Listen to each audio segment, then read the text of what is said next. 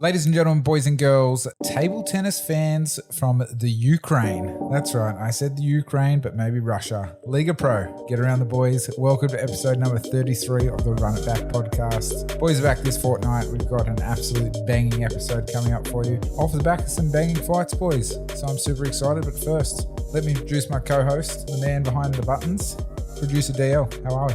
Mate, I'm good. Great show plan today, Snags. Actually, a bit of a different show. We're adding a little value to the podcast. We've had so much feedback about our interview series we did back in March, April. We're adding a little shorter version to the podcast, and we have our first guest on today. So we're looking forward to that. Super excited. Pretty excited. We jump into UFC 253, super strong showing of our Oceania friends. But before we jump into that, pretty confident I'll see this bloke next podcast. I thought what I'd do is I just prepared something a little bit earlier today to look back on COVID times, Australian style. They're all moving in for the COVID Cup. The whole world represented in this race, which of course originally ran in China, but soon after spread worldwide. Plenty of scratchings in this race, including Grand Prix, NRL, AFL, school, travel, work, fishing, fun, picture theatre, and even the well-fancied night out at the pub is out. Still a big field, though, as they come into line for the unprecedented COVID Cup. Prime Minister ScoMo gets up onto his starting platform, just waiting for toilet paper to come in, might be waiting for a while. Lockdown Larry gets locked into the inside barrier. Patience, the last to be loaded in here, and we're all set. ScoMo gives the nod. The barriers fly open and we're off and racing in the COVID Cup. Wuhan Wonder jumped out extremely well and will lead. Stage 1 restriction on his outside with kids still in school and panic purchase. Social distancing was next with isolation station. Hand sanitizer was on the inside of washing often. Looks like home office is being set up for a run, and stage 2 restrictions making up some ground out 3 wide. Toilet paper looks like it's in high demand, but struggling to keep up the pace with the main bunch. Work from home starting to come into it with lockdown Larry and quarantine Queen. Round the turn they come, and it's stage 3 restrictions being enforced with work from home. Footy with no crowd, followed by no footy at all. Patience is being tested now. Drinking daily with bag of chips crunched into the fence. Putting on weight, school's out. I'm bored, nothing on Netflix. And here comes another teleconference down the outside. Sneaking through on the rail, we've got what day is it today? And making up ground from the rear, it's cover your mouth when you cough, you moron. They're starting to flatten the curve into the home straight. They're all in this together, and it's going to be a big finish in the COVID Cup. It's Drinking Daily, half a length in front of Bag of Chips, putting on weights going with him, but look at another teleconference weaving through, going straight to the front. Another teleconference goes zoom and wins the COVID Cup by a good 1.5 metres. Drinking Daily's going to get second to a fast finishing cover your mouth when you cough, you moron. Correct weight is through, although it's about 5 kilos heavier than what it was a few weeks ago. Shout out to John Vertigan, Australia's own. I think he's on the Ace Network. He's released that. You can check out his YouTube stuff. It's pretty cool. He does some other ones as well. Stoney, that's my dedication, Australian COVID times, and I hope I see you next time in the studio. Mate, after that, yeah, I'm real up and about. The boys would have noticed yesterday I was a little bit more up and about for UFC in general. I'm just riding a bit of a high, and maybe it's because we're about to turn this corner. 50% of the Run It Back podcast might be doing it together next week. Ooh. It's exciting. Boys, that makes me firmly jealous. Let me put it out there. But I'm glad DL put together something special for you, Stoney, because I've also put something special together for you, Statman, this week. As per usual, because we miss you so much. I thought I would knock this one together for you. No, I'm joking. I didn't have anything. I wish I did. But Statman, how are we? I'm doing well. I was going to say, I don't know what I enjoyed more, the fights on the weekend or watching DL's pure glee listening back to that audio thing. But I think it might have just been topped by DL freely searching his emails for whatever audio file that Snags had sent him that he hadn't received, and then had the rug swept out from underneath him. So that was good. I was too. I was looking at the chat. I was flicking through the chat and like, shit, I've missed something. I didn't see this. Oh. It was good. It was a good one. You got me and you got DL. It was twofer. Well, boys, I think it's time to jump in the podcast.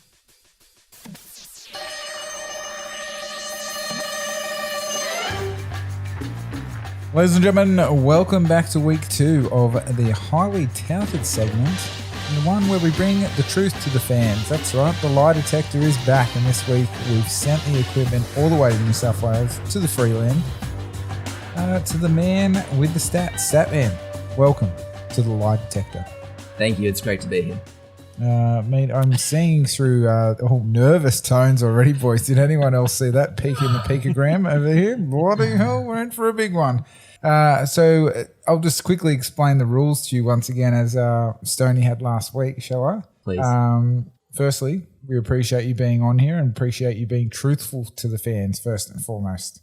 Secondly, as per usual, please just tell the truth, nothing but the truth, and all the truth. And if you can just answer the questions, the lie detector is set up in your microphone, your headphones, and the pulse rating that we've got from you also. Without further ado, let's get into it. Okay, we'll start off with an easy one just to test the equipment tonight, boys. Statman, can you confirm that your name on this podcast is none other than the Statman? True. So thanks for that first one, mate. Appreciate it. Seems like the equipment's working fine. Question number 2, and this one, I'm sorry to get straight into it, but yeah, this is what's happened. Is it true that you've earned upwards of $5,000 in exchange for tips that has been provided to none other than Stoney? That's completely false. Oh, mate. Question 2. Just honestly, the listeners just want the truth. Okay, He didn't. I promise. mate. Last week he provided the truth to us. Anyway, we'll move on. I just appreciate a bit more honesty from you. Question number 3. I think this one is an easy one for us, considering your love for the man. Is it true that you wear a John Jones t-shirt to bed every single night? I'd never. Oh, Jesus. I don't. Not every night. No. Not every night. Okay, that's where we've got it there.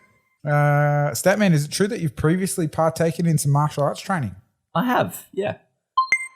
True. What was it? It was kickboxing and wrestling and a little bit of jiu-jitsu.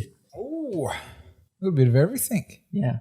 Oh, well, that segues perfectly into the next question, I'm pretty sure.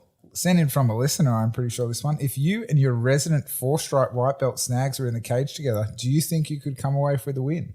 I reckon I could come away with the sub.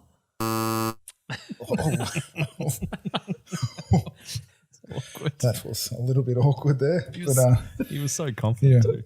Yeah, your confidence unfortunately doesn't override the lie detector, Statman. So we'll leave that one for another day, shall we?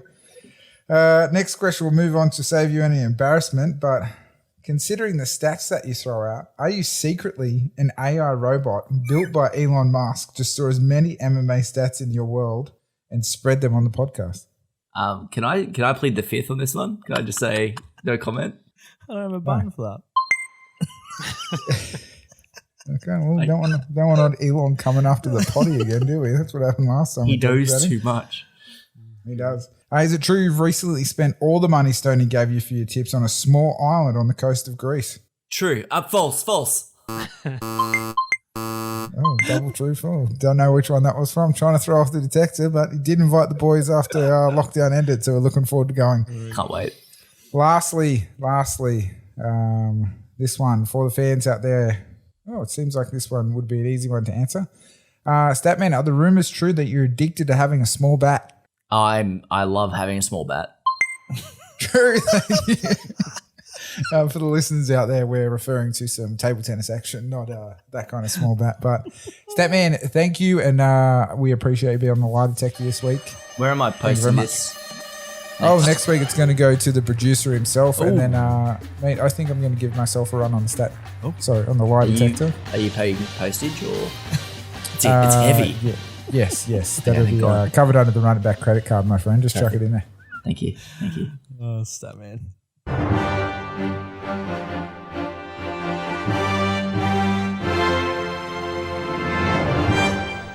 Boys, jumping straight into hot take. After his win over Tyron Woodley, President Trump called Kobe Covington to congratulate him, calling himself a big fan. Look, he is a big fan. I would say he's a big fan of anything that wins, let alone anything that loses. So have one for Trump. I'm a big fan of his hair. That's about it.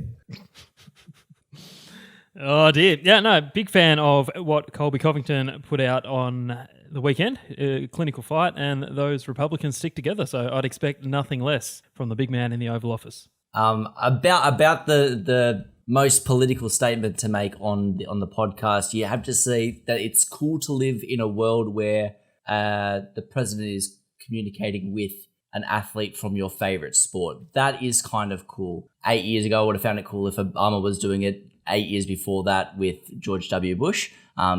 Regardless of your feelings for the president, I think it's a good sign for the sport. Who do you think ScoMo would be backing? The Sharkies. Is that it? I meant in the MMA world, you goose. Like the Sharkies.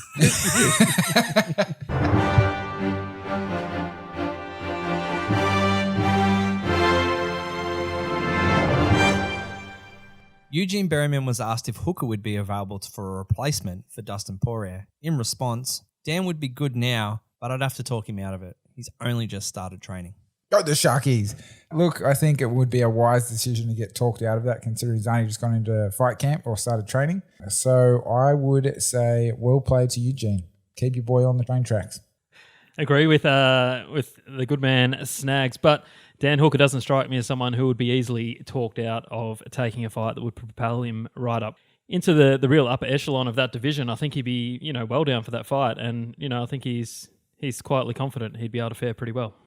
Depending on how Tony Ferguson shakes out the next couple of years, I don't think that it would surprise me to see Dan Hooker versus Tony Ferguson at some point in the future. But I would love to see full camps from both as they're preparing it. I don't think a short notice fight does either of them a favour.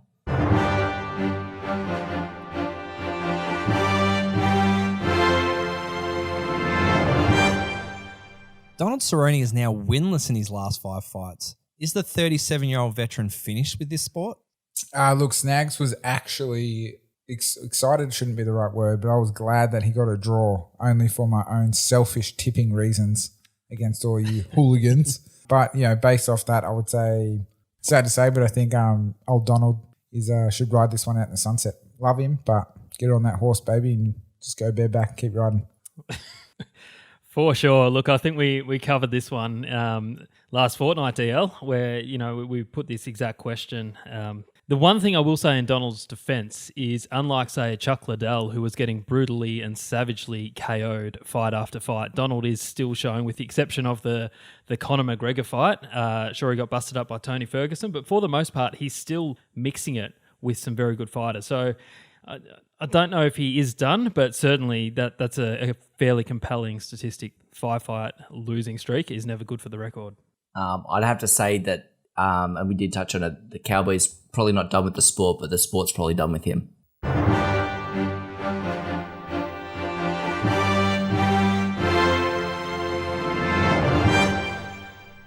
Chimaev dominated again. Is Damian Maia now too small a step up in competition? Look, I think I said this on last fortnight's podcast, but I said yes. I think it is. I think Maia is, he'd be a worthy opponent. I think, from the performance that he's continued to put in, he needs to fight a higher level person.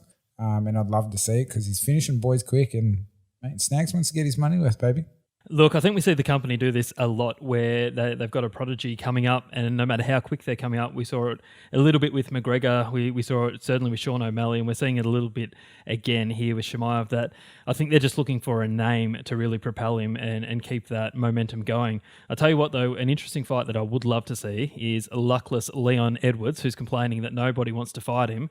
I know Hazmat would fight literally anybody to stake his claim that he's, ready and can mix it with these bad boys up the top. So, you know what, I'd love to see them after the potential Maia fight, throw him to the wolves and let's see how he fares against some of these big boys. The crazy thing for me is that UFC said that they wanted the Maia fight to happen at the end of October, and they might be looking at putting Chimaev in before that takes place.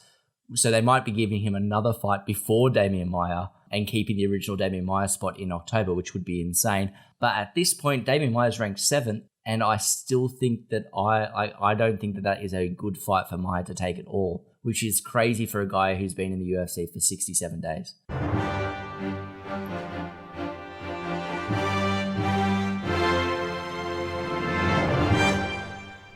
And that was Hot Take. Boys, let's grab a quick leaderboard update. But first, we might run through the results from that last card. Statman, do you want to hit us up with some results? So first up, we hit UFC Vegas 10. Women's flyweight Roxanne Modafferi defeated Andrea Lee by unanimous decision, and Michelle Waterson defeated Angela Hill by split decision. And then moving on to Covington versus Woodley UFC Vegas 11, we had Mackenzie Dern defeat Randa Marcos by submission, Johnny Walker defeat Ryan Spann by KO, Hazmat Chimaev defeated Gerald Meerschaert by KO, Donald Cerrone and Nico Price went to a majority draw after that eye poke, and Colby Covington defeated Tyron Woodley by TKO in the 5th round due to what appeared to be a broken rib. So to give a little update, so it wasn't too bad. You remember Snags had the mercy picks from our champion Stoney, and he actually picked. I don't appreciate you calling him mercy picks. Yeah, I like that. I'll put that on the social. I thought I was quite happy with myself with that. So the mercy picks went 2. So he got 2 back for there. So he ended up with 4 over the 2 weekends. So Sugar Snags has come up to 50, so 10 behind our current leader.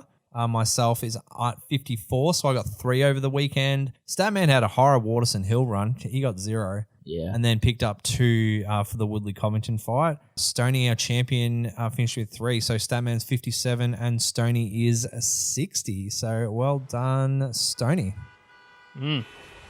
Yeah, look, boys, I just feel a bit like Hazmat myself, like just swatting people away with one punch after another. So we're done with Sugar. He was done a long time ago. Now, is that double figures? Did I hear that correctly? Yeah, it's 10 difference between you and Sugar. So we might you have really to, swatted him away in that Waterson and Hill card, didn't you? and we might have to hold a memorial for Sugar. He just seems like his career is just dead and buried. So, watch out for a future podcast. We might have a little celebration of the legacy that never was for Sugar Snags. We talked a few points from those cards in our hot takes. So we're just going to mention one thing for a recap, and that's our girl Jessie Jess. Great little win, dominant win. I know a couple of the boys have a few things to say, but I thought it was really cool how she tweeted her bank balance before the fight. So she was down to her last $17.70. And then she picked up $40K. I would have even had it almost for KO of the night. It was unfortunate that she fell on like the card itself. It was great on paper, and it actually turned out to be a friggin' fantastic event as well. So on any other card, you could have had a bunch of performances of the night from the undercard, but unfortunately it was a stacked event. But definitely, like she dominated that entire fight, blew the nose out with that knee. It was a weird call, and I'm not 100% sure if it was the wrong call, but it was definitely a weird call, and it probably should have been stopped the second that they realized that the strike was actually legal, because there's no way that strike lands as a legal strike and the fight doesn't end shortly after that. I thought she was absolutely dominant, which was good to see. Compared to her last fight, she was coming in she just looked confident. Like, do you know what I mean? You can see when someone's just bouncing around the cage, and she just looked confident. She was quick. Her opponent was supposedly a high-level wrestler, which she just stuffed every single takedown, basically. She just outclassed her. So I was impressed, looking to see who's her next opponent, and another just win for the boys at the Run Back podcast. And Snags, looks like we've got our first guest on the line. As the boys would know, and the listeners, we're massive supporters of Australian MMA on the podcast, even more so of what we presume as the biggest fight promotion in Australia, Eternal MMA. Della, here we got a special guest on this week. Can you fill me in? Mate, Eternal is back October 10th, HBF Stadium in Perth. Huge card. What better way to get us pumped and talk to a title contender? So let me welcome to the podcast, Aldin, the Jamaican Warrior Bates. Aldin, thanks for jumping on the podcast, mate. Thank you very much, Daniel. Thank you very much, Sean, for putting this together. It's a pleasure to speak to you both. Mate, we just wanted to get a little background. We thought it was interesting on your Insta. You've got at the top there, Jamaican, Irish-born, English-raised, Perth is home. That's crazy. How'd you get there? Yeah. It's a funny mix. I think it's a 1 in a 10 million mix. I like to call it a hybrid. Yep, nice. I'm a hybrid, yeah. So basically, a bit of a background story from me is my father is Jamaican, mother is Irish. They both met in the British Army. My mum moved from Ireland to England when she was young with her parents, and my dad moved to England as well from Jamaica in his early teens. And yeah, they met in the army, and so I've got a bit of a crazy Irish mother upbringing with a bit of a chilled Jamaican father upbringing. So it's a bit of a lethal mix, to be honest. Sometimes I get pulled up on being too laid back. Sometimes I get pulled up on being too crazy and a bit fired up. So, Mate, the fights we've watched of you don't look laid back. no, That's the Irish mother coming out in the cage. 100%. Yeah, it's my dad as I'm walking in, telling me to calm down, and then when the door closes, I think my mum kicks in and gives me the what for, and you better fucking represent your family name. Hey, that's dope. Where are the parents at the moment? Are they back in Ireland or where are they at? Oh, same. But obviously, in the UK, my mum passed away when I was young, very young, in fact. Yeah. So I was actually raised by my grandmother, which is even more crazy and full on. So I was raised by my nan from the early ages, and my nan is old school. Yeah. When you want to say crazy, she is old school, crazy Irish, where it comes from. So I have to give everything up to my nan, to be honest. She raised me pretty much. My dad's back in the UK. He comes back and forth to Jamaica, to the UK. So it's nice to have the family over there in Jamaica. Most of my family, 95% of my family are in the UK though. Everyone's over there at the moment. And now you've got your own family out here in Perth. You got a little 1-year-old at the moment, yeah? Yes, well, 2 weeks. He's one. A week tomorrow. Sorry, a week tomorrow. He's one. Mate, yeah. Welcome to the dad club for the year. I got 3, so I feel your pain. I guess. Yeah. How's it all going? It's full on. It's full on. All my friends. I'm probably one of the last ones. I probably would have been the first one when we were younger that everyone would have thought you would have had kids. Yeah. Probably one of the last now, and I feel like it's a bit of a secret that no one told me how hard it was. I expect it to be tough, but I've phoned my mates constantly over the last couple of months and what have you. We're on the phone constantly, but I feel like they kept it on the lowdown. that the babies are tough. I can deal with the no sleep. That's fair enough, but. Yeah. How crazy the women go. I wasn't set up for that, to be honest. Once you become a dad, you keep that stuff a secret squirrel so the other boys don't find out about it, mate. That's exactly, for sure. Yeah. I've had many conversations where I just feel like you didn't tell me, lads. You didn't let me on this. We should have got you on the pot, Yellow. I would have filled you in. So apologies about that. I wish you did, Sean. How's everything going considering training for a big fight? You're in the middle of a global pandemic. You've got not a newborn, but a nearly 1-year-old. So family life's pretty crazy. Well, how's everything been going leading up to the fight? You know what?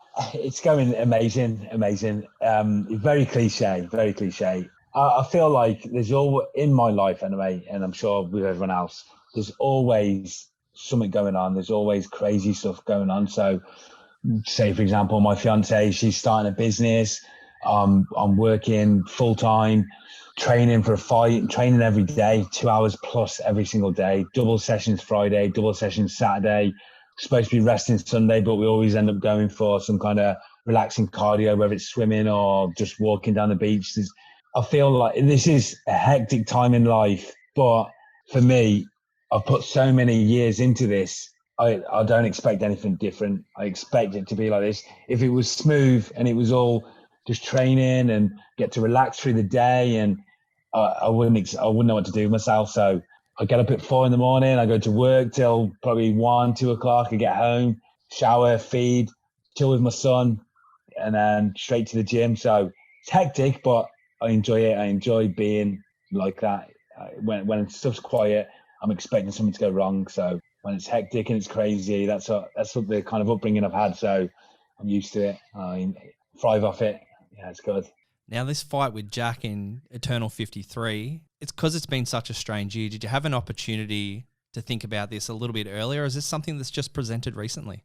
No, you've got it. You bang on there, Daniel. So kind of, I've probably had a bigger fight camp than a normal fight camp so with the pandemic happening, I kind of had a bit of an inkling with everything shutting down so fast. And I speak to the promoter, obviously Ben Vickers, regularly, and he's still pushing. He's trying to do his whole Dana White thing of pushing the envelope. I bet he and looks a putting bit like cards Dana on White them. sometimes as well, doesn't he? Yeah, he does. It's calm. It's calm's the Dana White. Yeah, yeah, 100%. But fair play to them. They're pushing their business when, to be honest, same as yourselves. This pandemic is crazy. It's crazy for everyone in the world at the moment. But the people that I'm around and the people that I see and talk to very closely are doing very well. When everyone expected to be crashing and negativity, everyone's thriving. It seems like the top will always rise, and people that are negative, they're gonna be negative no matter what, whether it was pandemic or not. Same as yourselves, your podcast is doing massive numbers, and it's always going to do that. If you guys are positive and you push forward, it's just the way it's going to be. But going back to the fight, I kind of knew, obviously, as soon as they're shutting down borders, I've been pushing for this fight for quite some time with Jack, and then when they're saying they're not going to be able to fly people in my eyes and the people close to me, I'm saying, obviously, you're not going to be able to avoid me anymore. You can't hide away. You can't pick other lads from over east that are on a loss, fighting people that are losing fights left, right, and centre. It's kind of like, to me, it was I picked up on it very early, so I've been training for it for a lot longer than what I would have been normally. So it's worked out perfect for me. I can't say it's worked out perfect for everyone, and I know there is people suffering and there's bad stuff going on, but for me personally, I've had. Sounds strange to say. I've had an amazing year because it's been so secluded, and especially in WA. WA is probably one of the best cities that this has hit in the whole world. So it's kind of a good opportunity to be so secluded and away from everyone. But it's the camp and training for this fight in particular has gone above and beyond. Mate, we're super excited for the fight. I guess on the fight, you fought Jack before a couple of years ago, or few years ago. You obviously come away with the W. Mate, every fight... 4 years ago was. 4 years ago for the win. Yeah. Every fight that we've looked up and watched, you've come away with a win, not by a decision at all. You don't like going to the finish. You just like to finish within the rounds. How do you see this fight going compared to last time? I can see exactly the same, to be honest. I can see what their camp will be looking at on my side. Every fight I've had, Sean, I look at it as I didn't get into MMA till mid-20s. Yeah. So I don't look at it. I played soccer, football, pretty high level growing up. That's all I've ever done. So I've always been involved in sports, and it just evolved into MMA and kickboxing, and I just enjoyed it and excelled and done well. But I think the fight's going to go the same. I think he's going to look at my fights, and there was a few mistakes made from my behalf on my last fight against Glenn Pettigrew, and obviously Jack's beat him twice. I think he's going to come out hard. Mark my words. Listen to this, and then when the fight's over, we'll go back to this interview and we'll say, lads, what did you say? We're both going to come out hard. He's going to throw hard shots. He hits hard. He's a powerful, strong lad, but he's slow and he's there to be hit.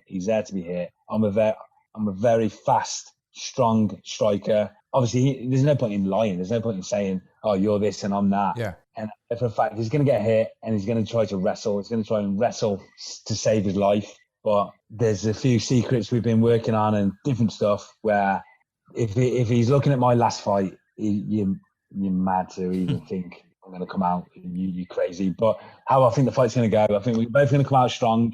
It's going to be a big exchange of blows. And then he's going to realise. I spoke to him, and I'd like to sit down and speak to him after this fight, because I spoke to him after the last fight, and up to then he was a kickboxer, and even now he's kickboxing people and he's knocking people out, and he's all good. But he said to me, "You hit me so hard, I just wanted to wrestle." This was his words after we fought last time, and to me, looking at his fights, nothing's changed.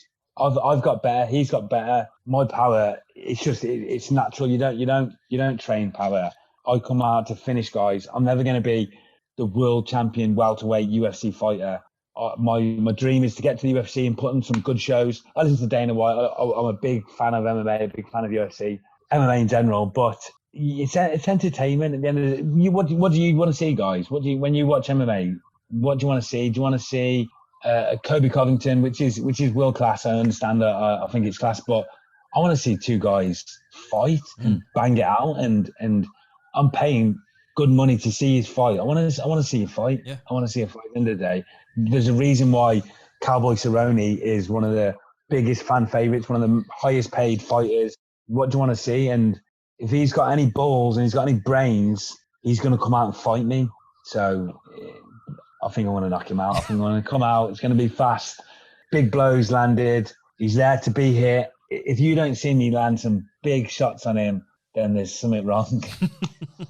Oh, mate, that makes me pumped for the fight. I'm ready to roll. Yeah, mate, I'm stoked. I'm telling you. Like, this is not exaggerating or trying to build stuff that's not there. He's been knocking people out he's been on a good run, and fair play to him. I've had a bit of the last 2 years been off and on with stuff, just life getting in the way, which everyone's got them excuses and reasons for this and that, but it is what it is. I'm here, I'm fit. I feel like I'm the strongest and fittest I've ever been. To me, this is the biggest opportunity that I've wanted for a long time. And with Jack, and fair play to him, his coach is his promoter, which obviously everyone knows, and it's a good setup. I understand it, and I enjoy fighting for Eternal. It's a very professional show. Ben is a very quality guy, and I rate him highly. But it's obvious his fights are manufactured to an extent. But now he's got no excuse. He's got no one else he can fight. There's no one else there he can hide against. So if you look at the records, if anyone looks at the records, you'd see who I've fought. I've fought the very best. Been some tough fights. I've lost some brain cells. Eternal owe me some money for some brain cells that I've lost. I'm telling you. But yeah, I feel like I'm more than happy to give up a few brain cells for this one. Yeah, nice. Mate, we are pumped. That is a really good breakdown of that fight. So we're really excited to see how it goes. Mate, you might have a few other mates on the card. Is there anything we should look out for on the card? Oh, for sure. So basically, little background. I've recently moved gyms. I used to train under Mac One, and I've recently moved to the Wolf's Den, there were two gyms combined. They were both under one banner at two different locations, but now the one has broken away. So I'm focusing on the Wolf's Den now, and that's where I'm at, and it's been amazing. Basically, some of the coaches moved up there, some of the fighters moved, so it just made sense for me to go as well. But there's some newish guys coming out. There's a guy, Rowan. Oh my God, it's his first fight. Wow. Look out for him because he's a handful. He's a handful in the gym. It annoys me because I've been doing this 9 years now. 9 years, maybe probably 2 years of break in between that, and I lose my temper with him because he gets the better every now and again, and I have to pull him in line and give him a few stiff ones just to be like, whoa, be careful, because I'm bringing you up, but as well, when they're getting the better of you a little bit, you're like, whoa, what's out here? You have to fill him in. So I'm excited to see Rowan fight. We've got another lad, a young lad, Kev, another Irish lad on the card, and he's 70 kilos, and he punches like a middleweight. Wow. I can't believe it.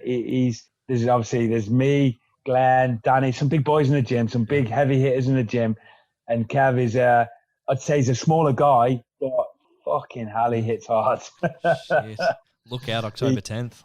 Yeah, he's so Kev's on it, and you've got Kev. Rowan, I'm really looking forward to because it's his first fight, and I want to see how it goes. You never know how someone's going to come out in the first, 100%. whether they freeze or whether they throw everything in the kitchen sink. Yep. I know if he can get past the pressure and all, which I think he will, to be honest.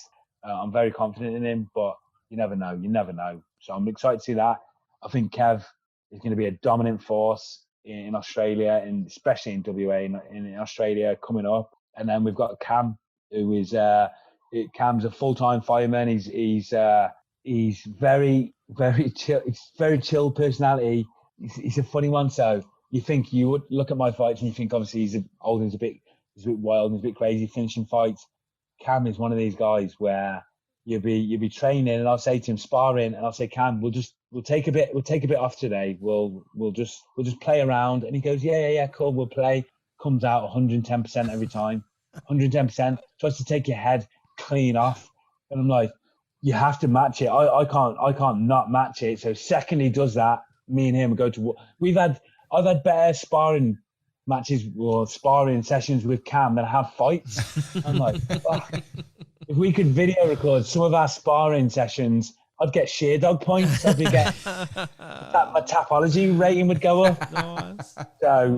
So and Cam's reasonably new. I think this is going to be his first pro fight, if I'm not right. I know he's had 2 amateur. It could be a third amateur. I'm not 100% sure, to be honest. But yeah, no, sorry. It's his third amateur fight. Yeah, it is definitely amateur because he was talking about you can't throw elbows. But yeah, fireworks. Like I think, the fireworks. They're all the firecrackers. They are 100%. Wolves Den. Between Cam, Wolves Den, yeah, ready to roll on the October 10th. 100%. It's dangerous. If you put a video camera in the gym, it's bloody. You've got eternal, bloody pre-eternal. We'll have the prelims will be in our gym. When they talk, I think the boys are saying talk about Wolfsbane. You don't talk about it Wolfsbane like Fight Club. So yeah, Wolves down, boys. Ready for the boys to blow up on October 10th. So should be fun, mate. That's got me super pumped for the card and for the fight. So mate, we're keen as beans. Can't wait to see the main event also, and I'm so glad that you're in the main, brother. And hopefully, Wolfsbane come away with the title as well. That's it. At the end of the day, and this is honest truth for me personally, is I want to have a good fight. The belt is so important to me, but I want Jack to turn up, no excuses. Him and his coach has tried to say the first time I smashed him, it was a boy versus a man. So I don't know. Like, to me, it's embarrassing. You're making excuses for him. So don't make excuses next time. I'd like to hear what the excuses can be. Is it boy versus man? Are you 26? Are you still a boy? What's the going? I don't know. But if he turns up to fight, I'm telling you, it'll be one for them. Especially with Fight Pass being there, and there's going to be UFC scouts there. One of us, like, at the end of the day, you've got to think of it as the UFC put the local fighters on the Australia cards. So it only takes a decent record, which we've both got decent records. I've got 100% finishes on my record. He's got a fair few finishes on his. We're going to be it's going to make for UFC TV. So 100%. Just keep it going, keep it rolling, and we'll get there. And some big bucks, and I don't have to work on a building site. Mate, we're keen for you for that as well. Well, we're looking forward to Eternal 53 on October 10th. Mate, before we let you go, this podcast will come out just before the Adesanya versus Costa fight. And we do a lot of predictions on our podcast. Can we get a cheeky prediction? Choose a winner, the finish, whatever you want to do for the Adesanya Costa, and we'll see how you stack up with the boys. Yeah, okay. So, I'm a big fan of both of the guys, to be honest. Big fan, definitely. Israel, to me, it's a perfect fight for Israel. A big, heavy-handed guy that's going to plod for same as me and Jack, to be honest. Big, heavy-handed guy that's going to plod forward and throw bombs. It makes for a perfect fight for Israel.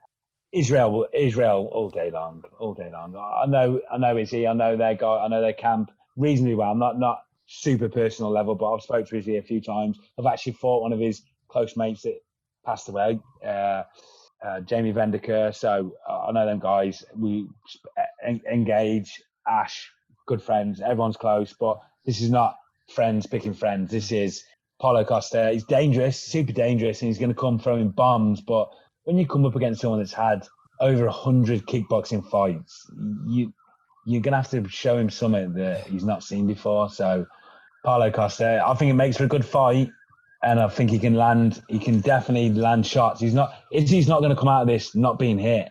But mate, well, thanks for joining us. We're looking forward to October 10th. We're going to be super excited to see that card play out. And thanks for joining us today on the Run It Back podcast.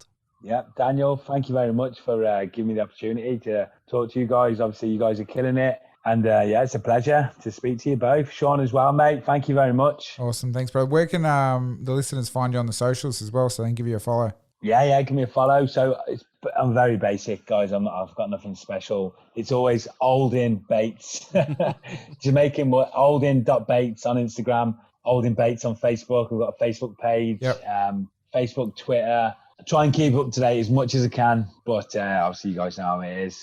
Awesome. Well, we'll keep the fans Right. updated, my friend. But thank you so much for jumping on the potty. We appreciate your time. And, mate, we can't wait to see the Bang Fest that's going to come October 10th. So good luck. Yeah, thank you very much, Sean. Awesome. Thanks, brother. Thanks, mate. Absolutely love a rematch. We watched the first fight between Jack Della and Aldin Bates on the weekend. So the good thing about this rematch, like I think like in modern MMA, too often that you get rematches where it's like the next fight for both fighters or there's like 6 to 10 months between them. Aldin Bates, I think he was 2-0 as a pro in his first fight, and Jack Della was, I believe, making his pro debut after only a couple of amateur fights. So this is like them at the very, very beginning of their career, and they've both gone on to such storied Australian careers. So seeing them back in the cage, really, really excited for that one. Fantastic, boys. Let's jump into the predictions. We wanted to switch things up a little bit because personally, Stoney, I love your work. We've always had a rather amicable relationship, but the year's winding down. There's only 3 points between us. And Snags has brought it up a couple of times. Look, I'm slightly concerned that you said, Stoney, I love your work. Mate, it's your work. That's not exactly his. it. So I don't love your work, Stoney. I love my work. So Thank you. Ding. So Tick the ding button, DL. Ding. Correct. You still got the lighter Ding. center on. ding. To take away the safety net. You know, like you go to the circus, you see a trapeze artist. It's fun, but there's a net underneath them. Watching and listening to you do your picks is fun, but it's not that interesting because you've got the safety net of me underneath you to catch you and give you those picks where you're like, oh, I'm 50-50 of this one. I might just listen for the stat man to go first. So I'm going to give the stat and then you're going to pick and then I'm going to pick after you for a little while. It's very fair. Ooh, controversy.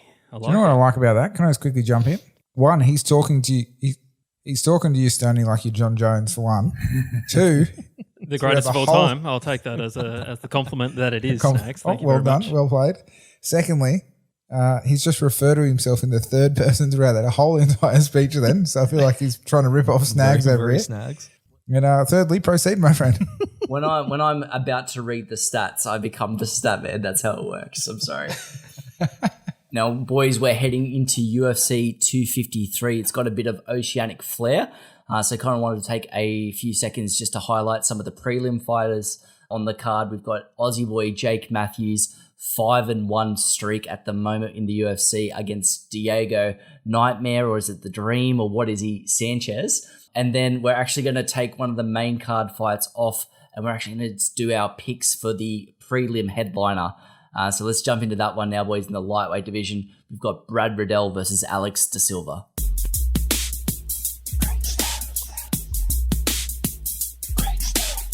Alex Da Silva began his career at an incredible pace, fighting and winning 8 times in his debut year and fighting and winning 7 times in his second. 15 of his first 16 victories came by first round stoppage. It took Brad Riddell, for contrast's sake, 6 years to notch his first 8 fights. And I'm going to chuck it over. I nearly went into my pick, Stoney, so you nearly got a freebie on me, but I'm going to chuck it over to you. So just to clarify, Statman, what you're saying is first with the news, first on the leaderboard, and now first with the prediction. Yeah, only because. No I'm actually clarification. nervous for you That's- this week, that's all Stoney. good. To be honest, like I'm not even throwing shade here. I'm genuinely nervous for you about what's going to come of this. So good luck, my friend. My prediction is he makes no picks. He's like, I don't know. Who's Brad Riddell? Yeah, that's it. That's a good gag. That's a good gag. Now, what I want to do is just give a quick shout out to get many fans on social media, but DL, you'll recall Mr. Aaron Harrison He's jumped on giving board shout-outs. jumped on board the picks. And Aaron, congratulations, mate, because you would have walked away with a bit of money on the weekend from following yours truly. He was happy. Just do it again. That's simple as you just tune in. You don't even have to listen to the rest of the boys now. You can just hear the first one and fast forward. We're going to keep this short and sweet. Brad Riddell, all day, every day. Contrary to the stat man, I actually know both of these individuals very well, and this is a really easy fight. I see a first round finish for Brad Riddell. Are we picking finishes for this one? No, I just thought I It's would. confidence. It's gone in hard on the first one.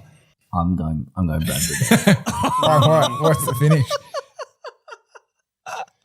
I'm going decision. Well, Brad Riddell, if you knew the fighters, you know that Brad Riddell has been to decision in both of his UFC fights. So what you're saying is you're going with the safety net. Bit hypocritical, isn't it, Stepman? Let's move this on and move on to the next pick, Deal. I'm also taking Brad Riddell. The old mate's been working overtime. He's doing corner for all the city kickboxing guys. I think he's been to Fight Island like 500 times. He's been in Vegas. I think he was in Alex's corner as well. Dan's corner as well. Maybe not Alex's. He's definitely there for Dan's because I remember him getting in trouble for not giving any water because he was too busy looking around. No, that's a reason I think that Brad's going to win this fight, but he'll get this over the 21-2 Brazilian. Look, I'm with the boys. Go the Quake Man. Brad Riddell for snags. I think he's on a five fight win streak. Correct me if I'm wrong. So I don't see this one going any other way. And we'll get our first podcast favourite into the winners books on the weekend. And moving on to our women's bantamweight fight, Ketlen Vieira versus Sijara Eubanks.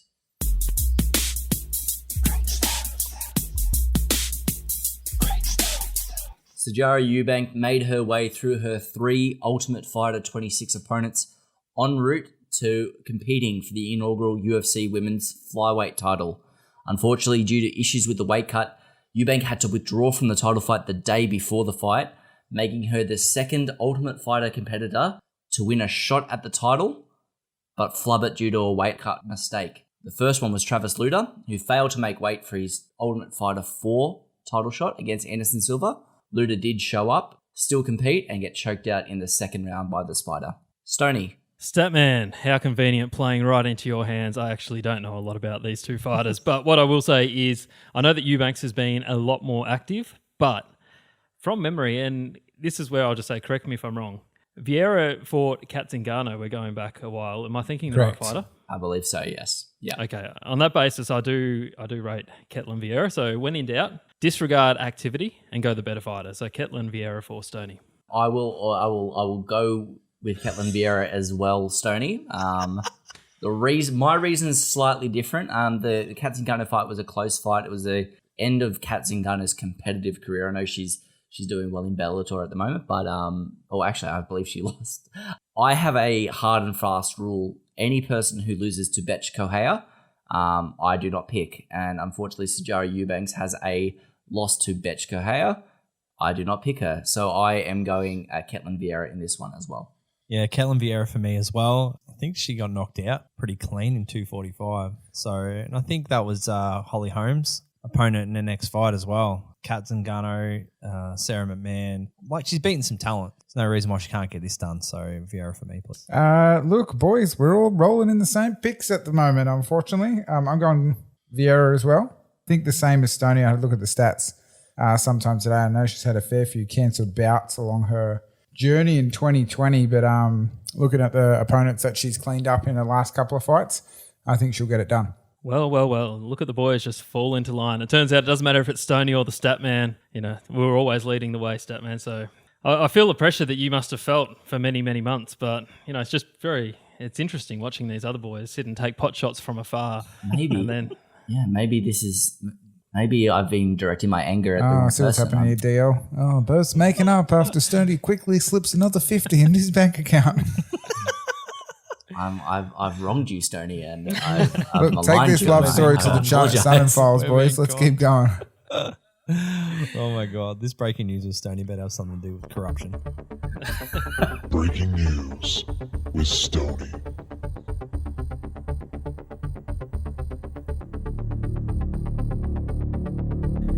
DL does not have anything to do with corruption, but it does centre around a man who causes a lot of controversy, both inside and outside of the octagon. We're talking indeed about the biggest name in sports entertainment. Conor Notorious McGregor has been in the news for a variety of reasons. We're going to focus on something a little bit more MMA related tonight. Dana White over the weekend came out and made comments, said, "We're actually working on some fun stuff for Conor at the beginning of next year." So clearly indicating that we're not seeing Conor McGregor return in 2020, thus putting an end to his apparent season where he was going to fight 3 times for the calendar year. what I think is really interesting in this one, boys, some fun stuff. So I don't think that sounds like he's going to fight for a title or fight a top contender. I'm thinking, reading between the lines, fun stuff. It sounds like a Diaz boy to me. And with Nate taken up with Masvidal, and we've already had Nick Diaz's manager come out and say that he's looking to make a return in 2021 in the early part. What are we thinking? Could this just be aligning that a Conor McGregor, Nick Diaz exhibition money fight could be on the cards for January or February 2021? Stoney, reading between the lines there as well, that tells me that early next year, I would say that Dana White's hoping the UFC can get some crowds back into stadiums as well. You don't bring Conor McGregor back and miss out on a $17 or $18 million gate just from having butts in seats. So that excites me there as well. But do you know what excites me even more? Thinking about Conor McGregor fighting in January, it means it gives Khamzat Chimaev 4 fights time to get ready for Conor McGregor. So my prediction is he'll take a fight early October, and then he'll beat Damian Maia end of October. And then I think he takes Jorge Masvidal December, and then maybe Nick and Nate Diaz back-to-back in January for a Conor McGregor fight maybe in February. Speculative, but yeah, it's good. Yeah, look, I just thought it was interesting because think about it. I know we covered it last week, so we'll cover it really, really quickly. Nick Diaz, who does he fight? There's not anyone that jumps out if it's not Jorge Masvidal. Conor McGregor's wanting a big fight, but he's clearly not getting a title contender. It just makes a lot of sense, and we don't normally speculate a lot on breaking news with Stoney. We're generally more factual, so I do apologise for the people out there that this one is a little bit speculative, but watch your space because no one's called this like we have just now. So if this does come to fruition, you heard it here first. As always, on Breaking News with Stoney. Boys, we might jump into our next set of predictions. Travelling to the flyweight division here, Kaya Kara France versus Brandon Royval.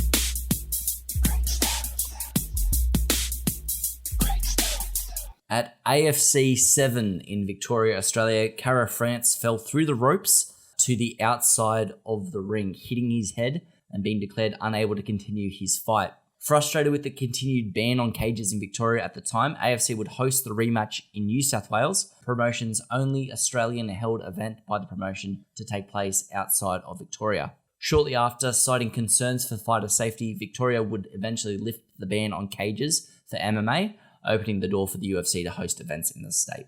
Brandon Raw Dog Royval. I like the Raw Dog. That gives me flashbacks, DL, to when we're sitting in the theatre and Kamaru Usman's Twitter account was allegedly hacked.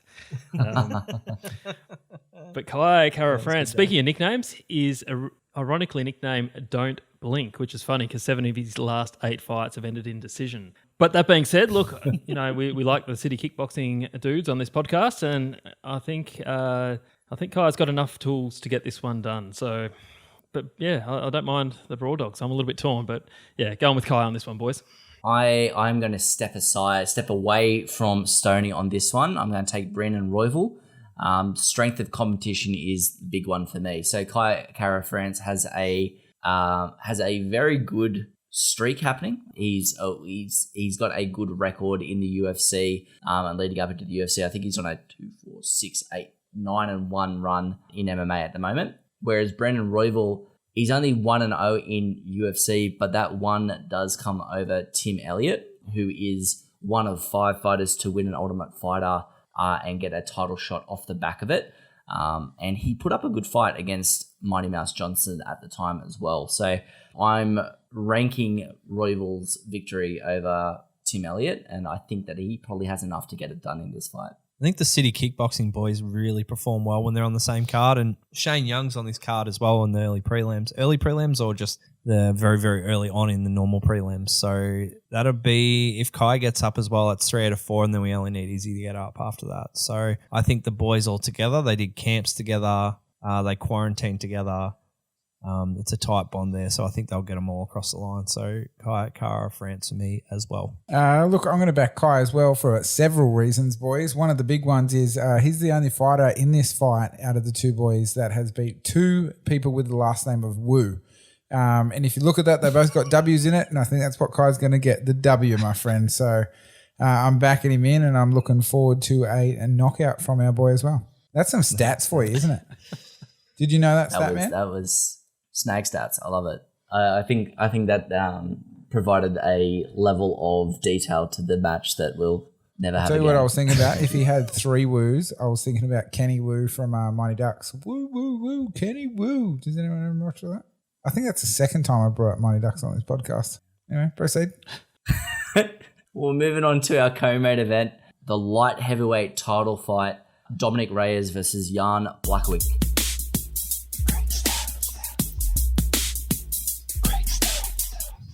Divisional great John Jones has outlanded every single one of his 21 UFC opponents en route to a striking differential of 1,359 to 639, more than 2-1. That was until he met Dominic Reyes, the first fighter to ever outstriking him 116 to 104. Fact, Reyes outstruck him 3 straight rounds, 82 to 58 across rounds 1, 2, and 3. And in those 3 rounds, defended all 4 takedowns, applied constant pressure, and beat the brakes off John Jones. However, the judges on the night did disagree, with over 65% of the media who scored it for Dominic Reyes, and John Jones got the victory that night. And we all moved on with our life after that happened. Put on our John Jones t-shirt and went straight to bed, baby. And another curious fact about this one as well is that this will be the first fight for the light heavyweight title that does not include John Jones or Daniel Cormier since 2011, actually 2010. So going back a fair ways there. And I'll chuck it over to Stone. Yeah, look, boys, interesting to see how Dominic Reyes bounces back off such a savage beatdown at the hands of Johnny Bones Jones. But Jan, he won me some easy money against Luke Rockhold. I remember that one very well. That was just written in the stars that Luke was going to sleep and seeing stars, and that's exactly how it unfolded. Also some good wins over Jacare and Corey Anderson with a knockout. But this one, Dominic Reyes, I didn't really rate or respect him coming into the John Jones fight. Yeah, that certainly changed. I'm with the stat man. He was very impressive in that one. I always question when the fight to get into a title fight is beating Chris Weidman. I'm always a little bit iffy in that, but Dominic Reyes answered a lot of questions for me. I think Jan, he's a heavy hitter. He could catch, but I think Dom's just going to have a little bit too much polish and a little bit too much class. I think he's taken this one to a decision, but I think he's getting it done. I will pop a pick in for this fight, and it's Jan Blachowicz. So you boys have been lulled in by my Dominic Reyes love, but I firmly believe that Jan has the power to sleep him. And I genuinely think that Dominic Reyes is a fantastic fighter, should be the champion as we speak. But even if he had the belt wrapped around his waist and got the championship money to get all the best trainers in, I do think that Jan hits harder than anyone that Dominic Reyes has fought. And I see Jan connecting with a powerful blow in the second round for a second round KO. I'm still freaked out about Jan's pre-fight ritual with touching a hanging New City fan in a forest. But I love the creepy. I love the quote that he has with it. It says, "I win 90% of the time since I've started doing it." So it's not even 100%. No, he said 90. He said, "I win 90% of the time since I started doing it." So I'm going to take Reyes. Works 90% of the time, every time. That was a word. That was not even a Polish accent, by the way. It's on to me, isn't it? Oh, cool. I'm going to take Reyes as well because 90% ain't good enough snags. I want 100%, baby. And even though it looks like Reyes has got a 90% win record because he's only got 1 loss so far, I think he's going to get the job done. And I'm going to say it's going to be a doozy of a night for Mr. the Devastator, I think we call him. Round 1 knockout. Shush.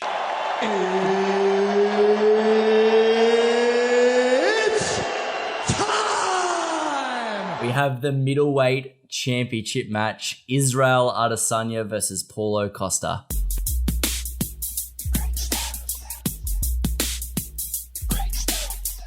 In the 2 hours, 43 minutes and 25 seconds that Israel Adesanya and Paulo Costa have spent fighting in the octagon, neither have attempted a single takedown. I nearly went into my pick there, but I'm not gonna I'm not going to give Stoney any advantage on this one. And I'm nor chucking would it I over want to the him. advantage of someone who is clearly a decisive 3 picks behind where I'm at. That would be just career suicide for me to listen to anything that man has to say. Boys, without any doubt, Izzy Adesanya is, I'd have to say, one of the most sophisticated strikers we've ever seen in the UFC. 5 of his last 7 decisions, and make no mistake, I don't think this one's going to a decision, boys, regardless of what way it goes. I don't see it being a decision. Aldin, he raised a good point. Paulo Costa's got to present something that Izzy has never seen before, because Izzy uses his footwork, his length, he avoids people trying to close the distance. And on paper, this is a recipe for the ultimate success for Adesanya. But to put this in perspective, so he's coming in with an 8-inch reach advantage. Got tagged a lot by Kelvin Gastelum, who has a 9-inch reach disadvantage. So I'm drawing back onto that fight to try and take a little bit what I can. Gastelum landed 68 significant strikes to Izzy's head and 91 significant strikes overall. And I guarantee if this one turns into a back and forth war, anything like the Gastelum and Adesanya fight did, Paulo will not need 68 significant strikes to the head to put Izzy down. So I think we're going to get the type of fight, boys, that we thought we were getting with Yoel Romero and Izzy when that one got announced. Clearly, that was a very lackluster affair, but unlike Yoel, I just cannot for the life of me see Costa letting this one get drawn out. He's not going to stand in the center of the ring and imitate being a statue. He is going to knock out, or he is going to get knocked out. And I think he brings the volume early. My prediction is that they might spend the first minute or so just feeling each other out. But once they touch, there will be fireworks. I think Costa attacks the midsection to begin with, and then I think he goes up top for a late round 1 KO. I am sorry, DL. Stody, you raised a few good points there. The Gastelum fight, I think Izzy got knocked down a couple of times in that fight. Wobbled for sure. Paulo Costa is the UFC leader for significant strikes per minute. Significant strikes landed per minute. Izzy, as undefeated as he is in MMA, he's not undefeated in kickboxing, and he has been knocked out in kickboxing before by some heavy-handed motherfuckers, but still been knocked out. Paulo Costa terrifies me, and if this fight was in a smaller cage, if it was in Vegas, I would 100% give Paulo Costa the pick in this one. I am hoping that this fight is a Chris Lieben, Anderson Silva redux. I am hoping that Paulo charges forward recklessly and Izzy snipes him from a distance. But he has been hit too many times, especially in that Kelvin Gastelum fight. Hit way too many times by a underrated but not exceptional boxer in Kelvin Gastelum. I am taking a second round KO from Izzy, and I am as unconfident in a pick for a main card fight as I think I have ever been.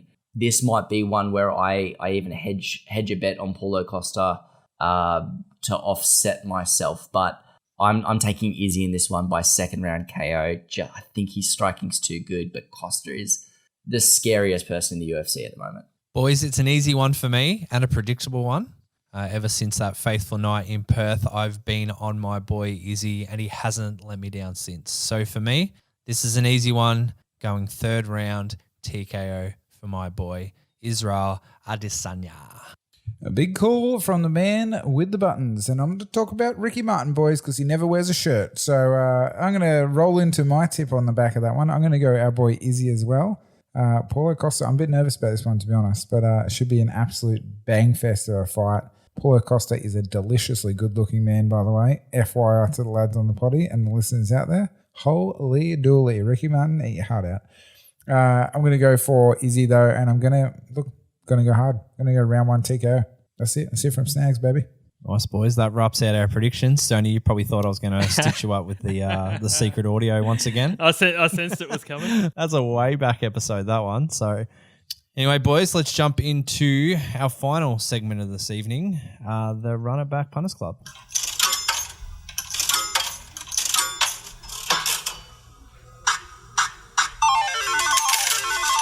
So, boys, last week on the Punters Club, unfortunately, the bank is still empty, but I'm determined for us to turn that around. So our episode 32 multi ended with 2 wins, 2 losses. So leg 1, we had the Kansas City Chiefs, who got up. We had Phil Davis as well, the Bellator main event, got up. Stoney was edging his bets a little bit. We got the +6 on the Dolphins. It was a good bet. There's nothing wrong with that, but the Dolphins got done in first week of the NFL, and the Bengals got done with their rookie QB, Joe Burrows. So You had a good game, though. it was a good game. There was nothing wrong with it. So unfortunately, the bank is still empty. Boys are still trudging along in the small bat, though. We're doing some good things there too. So a few of the boys are getting on board. Had a few little slide-ins to our DMs asking us what the secret recipe is to the small bat. Oh, get on board with the small bat, ladies and gentlemen. It's the ride of your life, honestly. Reach out, boys. Reach out. So this week's episode 33 multi, I might kick this one off, boys. Our investor this week, our $10 investor is the Statman. Statman, you can use Bet365 or Sportsbet. What are we using? You can use whichever one you want. Yeah, I'll probably go sports bet. So, all right. So I'm going to take leg one. I'm going to go back to the world of NBA again. I'm going to take Miami for the series win.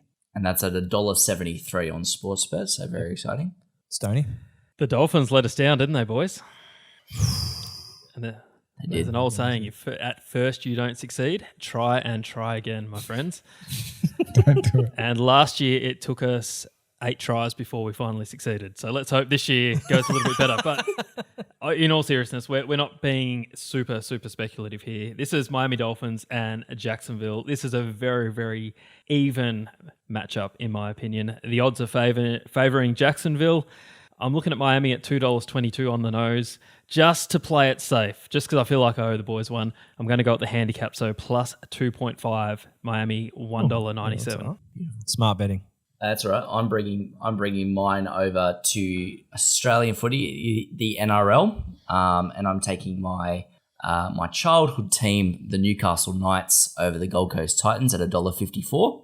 Our 3-leg multi so far is looking pretty decent at $5.24. Sensible multi, boys. I like this. It feels like a normal multi. It feels like a winnable multi. Let's see what Sugar Snags has for us. And so this week, green or yellow, boys? Where are we going? Green? Green it is. 2v2. So I'm going green as well. lucky for you boys, green is the world of NFL soon. So I was going to go yellow with our boy Peter Wright again. He's paying $1.57 on the darts on Friday night. So unless you boys are feeling lucky, we could put them both in. Jeez. $1.57. Oh, mate. What's Peter Wright paying? Well, I'm glad you asked. What's his Let me opponent? tell you. Peter Wright playing Nathan Aspinall, Premier Darts on Friday at 6:15 in the morning, boys. Okay, well, Snags is going to go to the world of NFL again. Look, I'm absolutely wrapped into the start of this season for our team, DL, the Cards. We've had 2 from 2 so far, some dominant wins. And next week we're up against the dismal Detroit Lions, as I like to call them. We got absolutely walloped this week. So I'm going to back the Cardinals at on the line for minus 6.5. Start to the Lions, which is paying $1.95. Nice, boys. Beautiful. And that gives our 4-leg multi a value of $10.23. $10 on there. We've gone safe. And Chuck Peter right in there. $102.30. That's good. We need to go safe. Let's get a balance. No? Let's get a balance. That's all we need. That's a wrap on episode 33. If you like what we're doing, please hit us up on all our socials. Please like, share, comment, or subscribe to the podcast. If you like what we're doing, we'd love you to leave a review on iTunes. Give us that 5-star review. That's us for episode 33. My name is DL. My name is Saucy Hot Dog Sugar Snags, baby. My name is the Statman. And my name is Stoney. And we'll run it back with you all next week on the Run It Back podcast. There we go. Next week. I always do weekly. We always say next week. I think it's just preempting. It needs to be a weekly pod. That's all I'm saying. No, it doesn't. Every time. Trying to get the weekly pod up. Boys got to get around it. The Sun and Files might be a week. Oh, I'm so keen for the Sun and Files. Check out the Sun and Files. Coming to a theatre near you. Can you have the X-Files music on top of it? Oh, we should. That's a good theme. Oh no, it's the Twilight Zone. Oh, is it?